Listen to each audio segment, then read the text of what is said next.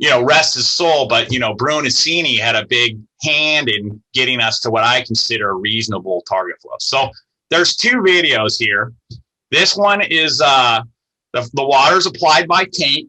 I pulled it up because it's very similar to the UL buildings that we in our acquired structure burns.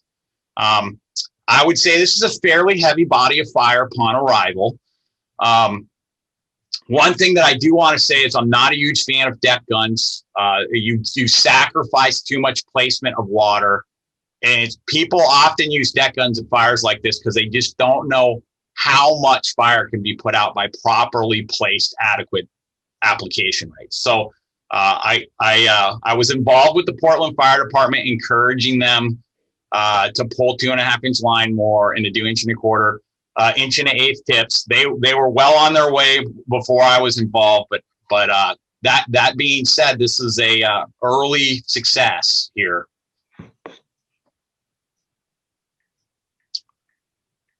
Just to kind of narrate this, when I give this class, I fall back on the National Fire Academy formula. I go, it's 3 parking spaces wide. It's about 20 feet tall, 2 stories. So I go 600 square feet, 600 divided by 3. 200 gallons a minute should knock this out of the park all day long. If you have a talented nozzle operator, it's going to leave the nozzle open. Really use stream reach and coat everything. Now, this is going to be 265 gallons a minute. But take a look. We already have 30 seconds go. Don't start the time now in your head. Wait till they get the line staffed up here. And just, here we go. Here comes the suppression. Okay. Very gentle movement in that first set of windows, sweeping the eaves. Nice coming back here. And this harkens back up to backup lines too. Backup lines can be smaller and more mobile than the initial line pulled. Like these rules that we've had, obviously are disregarded by most firefighters in these cases because now we need mobility.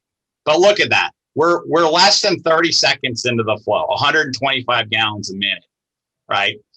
125 gallons total application, right?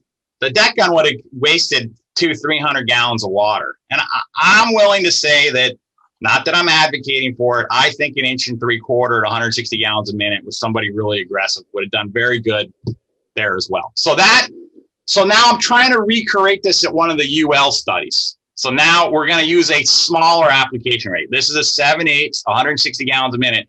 And if you notice the title of the video, I spent a long time talking to the nozzleman here, and I said, I want lengthy bail open time.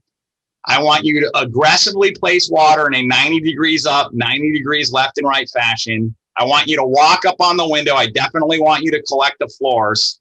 And then I want you to go in and put out the rest of the fire. This was experiment 4B. It's on the chart that's in the article, in Phil Joseph's and I's article, in the Tank Attack article. It's experiment 4B. And the total application exterior is only 48 gallons. And the total application interior is an additional 95 gallons for 140 gallons total. Now note, it's a well-staffed line, right? I'm not advocating that. Let's say it took double if you showed up with one person, you'd still be under 500 gallons. But note how important proper nozzle technique is to knock these fires out properly.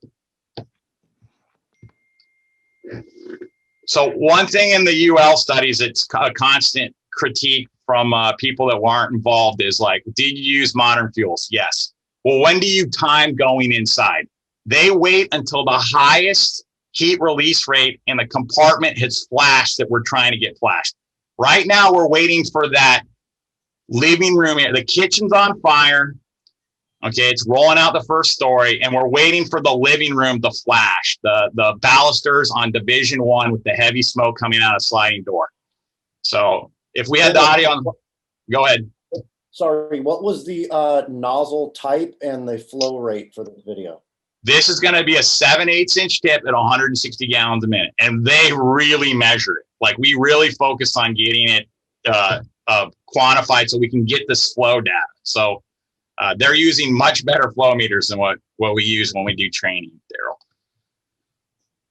So, okay, the living room is flashed. we have probably at least 600 square feet, 500 square feet of this downstairs unit on fire. We might have extension in the second floor. Who knows, right? And we could have extension in the attic. So we're going to do everything we can. We pull up here and we're stretching the small line, right? So what can a small line do at a fire like this?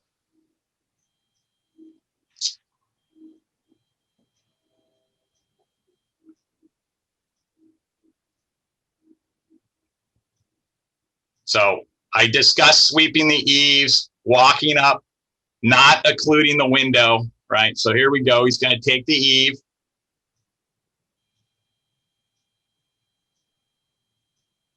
Now he's not occluding the window. It's going straight in. There's no problem with exhaust. We've studied this extensively. And he's going to pick up the floor. That should knock down the kitchen. So regrowth should be really low risk here. Now, we talked about applying stream here. I told him to go straight through the baluster, and if the second window has failed above, just try to get some water in that compartment. All right. Now, one of the things, it doesn't matter how much water you're flowing, the classic mistake made here, which is going to happen on the fire ground, if he had just pointed the nozzle at the ground for just a few seconds, he would have caught the couch, right? So no big deal. Notice how clean the stairwell is. Sometimes you don't want to go right in. If we had gone in and made this attack through the front door right away, it would have contaminated the stairway all the way up to the upper floor. So this is one of the places I would have advocated for the exterior water. Now they're going in, and the interior flow and move, which is the default at the UL, used an additional 95 gallons. So that entire fire was brought under control with 140 gallons of water.